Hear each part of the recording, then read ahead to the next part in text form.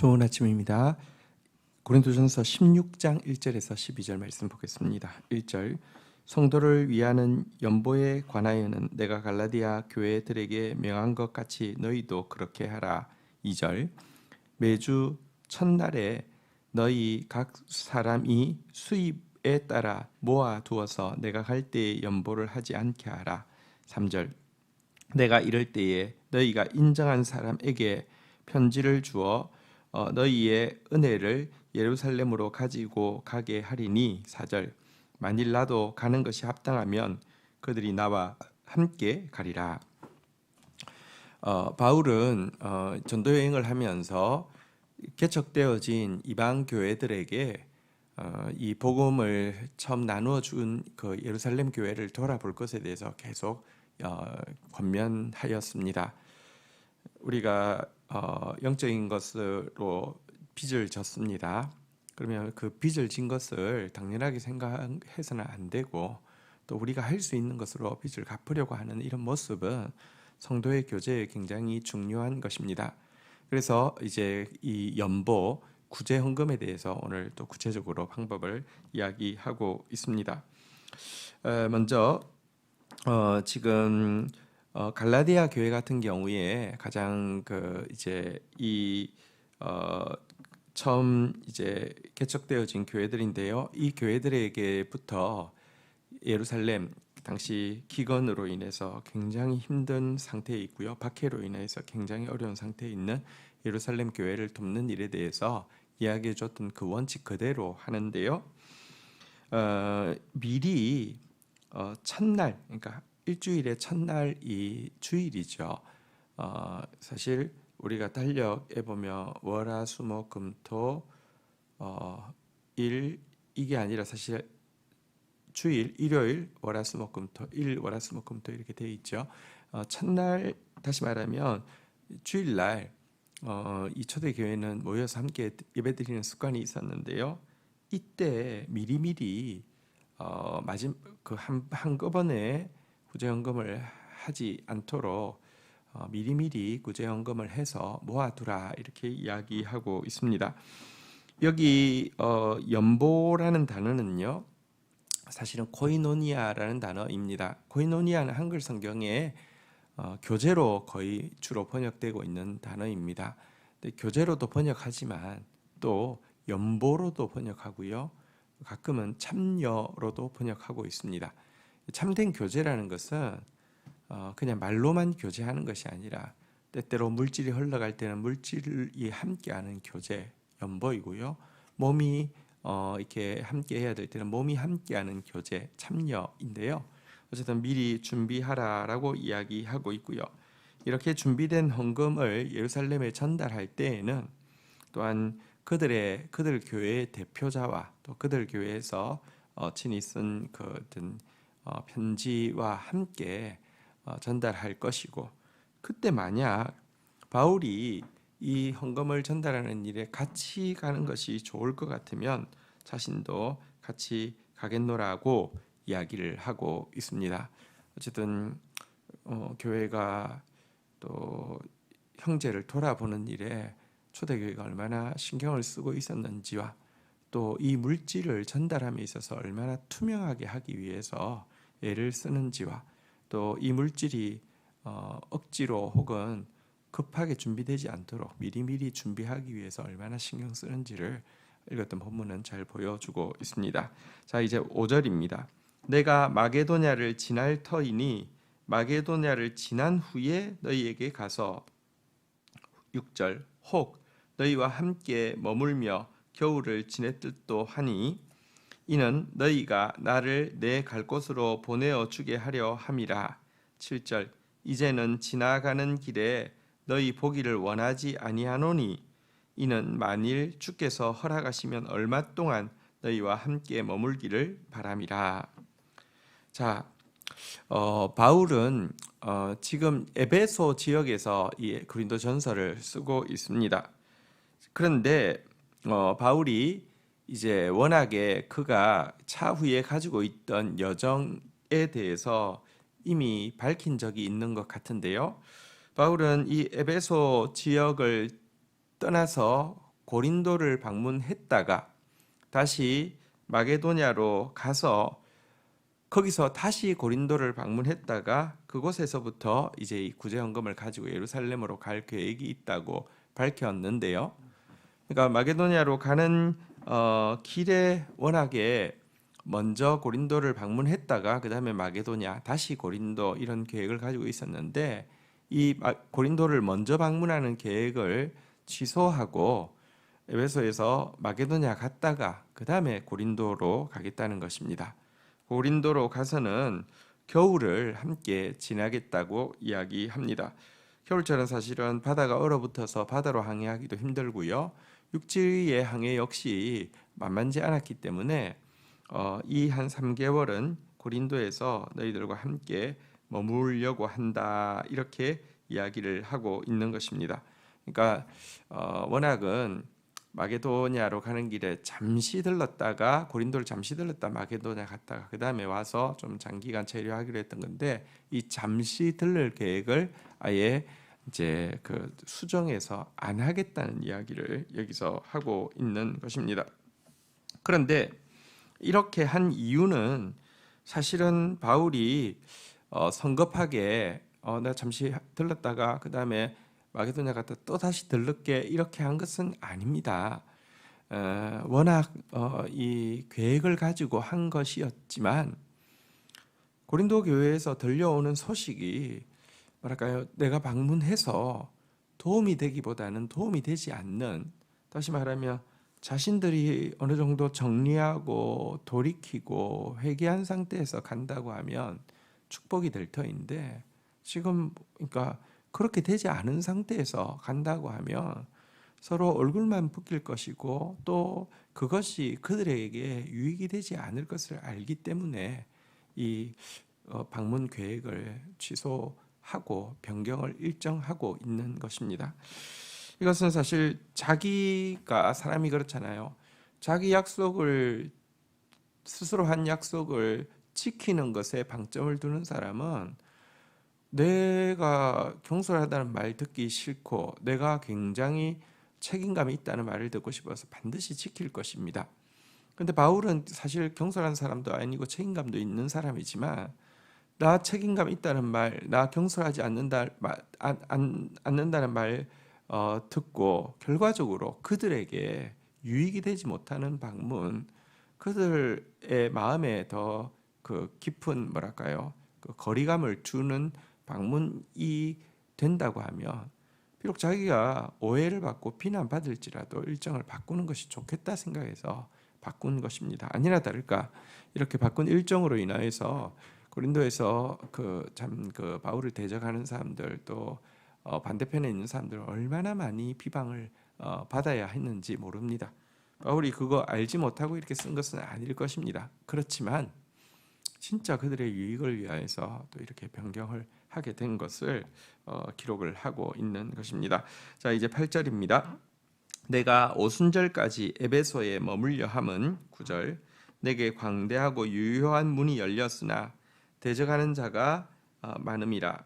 10절 디모데가 이러거든 너희는 조심하여 그를 두려움 없이 너희 가운데 있게 하라.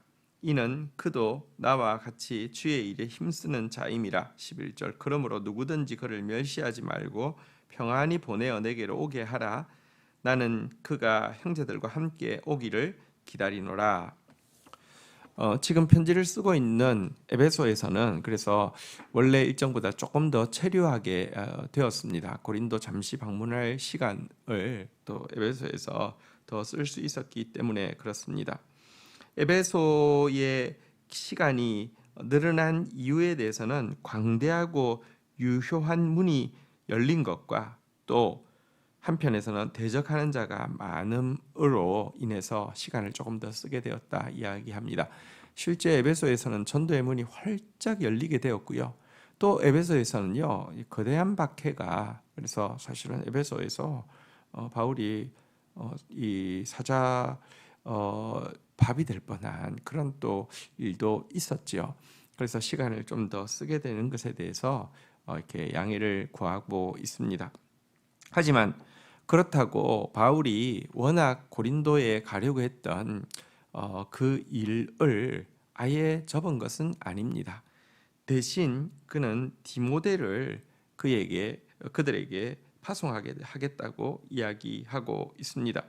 그러면서 디모데가 그들 가운데 있을 때 두려움 없이 지낼 수 있도록 영접하고 나이가 어리다고 업신여기지 말고 바울이 그를 파송한 그 목적을 이룰 수 있도록 협조해 줄 것을 부탁하고 있습니다.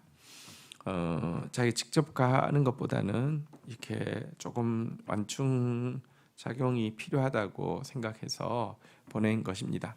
하지만 디모데는 어린 제자인데요. 그러나 그는 바울이 그도 나와 같이 주의 일에 힘쓰는 자임이라라고 이야기를 하면서 나이가 어리지만 정말 동일한 마음으로 하나님을 섬기고 주를 위해 힘쓰는 자다라고 이야기하면서 이런 자를 업신여기지 말고 존대하라라고 이야기하고 있습니다. 우리도 여러분 때때로는 나이가 어리다는 이유로 경력이 얕다라는 이유로 다음 세대의 영적 리더들에 대해서 존중하지 않고 무시하는 그런 일을 해서는 안 되겠죠. 주의 일에 마음 다하여 힘쓰는 사람은 그의 나이가 어떠하든지 그의 경력이 어떠하든지 하나님께서 세우신 사람들입니다.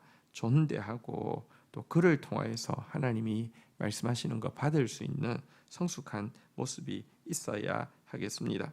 어쨌든 그가 그 사역 잘 마치고 평안히 되돌아올 수 있도록 부탁을 하면서 디모데를 대신해서 보내고 있습니다. 하지만 사실 고린도 교회가 성숙한 교회가 아니었기 때문에 디모데를 이제 그 메신저로 보내고 디모데를 통하여서 좋은 소식을 기다렸지만 그렇게 디모데의 사역이 성공적이지는 않았습니다. 근데요, 사실은 우리가 이렇게 생각할 수 있습니다. 하나님의 사람이 가면 언제나 성공적인 열매가 맺히고 언제나 좋은 결과가 있을 것이다. 그렇지 않습니다. 그러면 하나님이 이때는 안 도와주신 건가? 그것도 아닙니다. 사람은 시간이 필요합니다. 고린도 교회가 바울에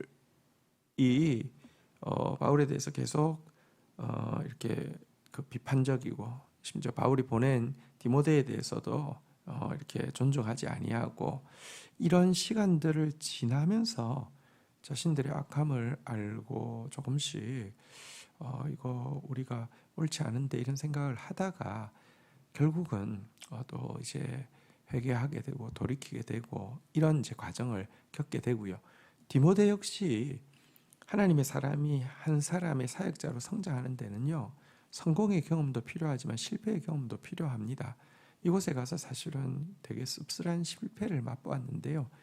이런 실패의 경험이 그로 하여금 정말 하나님 의지하지 않으면 감당할 수 없구나를 또 배우게 하는 좋은 계기이기도 합니다. 어쨌든 바울은 최선을 다해서 디모데에 대해서 변호하면서 디모데를 잘 멸시하지 말고 잘 영접할 것을 부탁을 하였습니다. 마지막으로 12절입니다. 형제 아볼로에 대하여는 그에게 형제들과 함께 너희에게 가라고 내가 많이 권하였을 때 지금은 갈 뜻이 전혀 없으니 기회가 있으면 가리라. 바울은 여기 보니까 아볼로에게도 또 그의 그 팀과 함께 고린도로 방문해 줄 것을 여러 차례 많이 권면하였다라고 이야기하고 있습니다. 아볼로는 갈 뜻이 전혀 지금 현재로는 또 없다는 것도 기록을 하고 있습니다. 사실 지금 고린도 교회에 굉장히 큰 갈등이 아볼로파다, 바울파다, 게바파다, 그리스도파다 이렇게 해서 싸우고 있고 그 중에 사실은 굉장히 중요한 부분이 아볼로파입니다. 아볼로가 언변이 굉장히 뛰어난 데 비해서 바울은 말이 시원하지 않다라고 대조해서 공격하고 있는 사실은 그 실질적으로 바울을 대적하는 사람들이 제일 선호하는 지도자가 아볼로였습니다. 그래서 아볼로가 사실은 바울에게 라이벌일 수도 있고요, 원수일 수도 있습니다. 아볼로가 큰다는 것은 자기가 위축된다는 뜻이 될 수도 있습니다. 그런데요, 여기 보아서 알겠지만 바울과 아볼로 사이는 아무 문제가 없었고요. 또 바울은 아볼로를 하나님의 사역자로 존중했기 때문에 그가 가서 고린도 미성숙한 교인들에게 또 그 풍성한 하나님의 말씀을 전해주기를 또 부탁하고 있었음도 보게 됩니다. 여기서 보면 자기 손해가 하나도 중요한 것이 아니고 복음이 확장되어져 가는 일을 위해서 얼마나 사심 없이 섬기고 있는지를 분명히 보게 됩니다. 이것이 하나님의 사람입니다. 고린도 교회는 당장은 그런 바울을 신뢰하지 않고 비방할 수 있었겠지만 하나님은 중심을 보시고요. 이렇게 하나님의 교회, 하나님의 양을 정말 하나님의 교회답게 하나님의 양답게 목양하려고 하는 그의 중심에 대해서 하나님께서 분명히 인정해 주시고 갚아주실 것입니다. 주신 말씀 붙잡고 기도하며 나가도록 하겠습니다. 하나님 감사합니다. 하나님, 우리가 한 우주적인 교회 가운데 한 몸을 이루고 있는 교회들의 또 어려움들에 대해서 또 민감하게 하여 주시고, 우리가 말로만 교제하는 것이 아니라 때로 몸이 가며 때로 물질이 가는 참여와 연보에도 준비된 사람들, 헌신된 교회 되어지도록 축사하여 주시기를 간절히 간구하고 소원합니다. 하나님, 우리가 신중하게 계획하되 그러나 자기 중심으로 계획을 지키는 것이 아니라 상대방 때문에 상대방의 유익을 위해서 자기가 비방받음에도 불구하고 또 계획을 수정하는 바울의 모습을 통하여서 정말 자기 중심적이고 자기 이익, 자기 손해에 의해서 움직이는 것이 아니라 상대방을 중심하며 교회 전체의 유익을 생각하는 모습을 또 본받게 하여 주시기를 간절히 간구하고 소원합니다. 하나님, 바울에게 디모데가 있었던 것처럼 또 우리에게도 다음 세대 지도자들이 자랄 수 있는 은혜를 허락하여 주시며, 또 고린도 교회가 디모데를 영접하고 또 멸시하지 않고 존중하기를 바라는 것처럼 또 우리 성도들, 우리 교회도 우리 다음 세대에 자라고 있는 리더들을, 영적인 일꾼들을 또 존중하는 그런 교회 되게 해주신 것 감사하고 그런 교회로 성장할 수 있도록 축사하여 주시기를 간절히 간구하고 소원합니다. 하나님, 바울이 자기에 대한 생각, 자기 입장, 자기 이익과 손해를 생각하지 않고 하나님의 교회만을 생각하며 복음이 확장되어져 가는 것만을 생각하는 이 아름다운 모습 저희들도 가지게 하여 주시고, 모두 함께 교회의 유익을 생각하는 가운데 교회가 성장하며 영혼 구원과 복음의 사역이 확장되어지는 저희 교회 되어지도록 축사하여 주옵소서. 예수님의 이름으로 기도 올립니다. 아멘.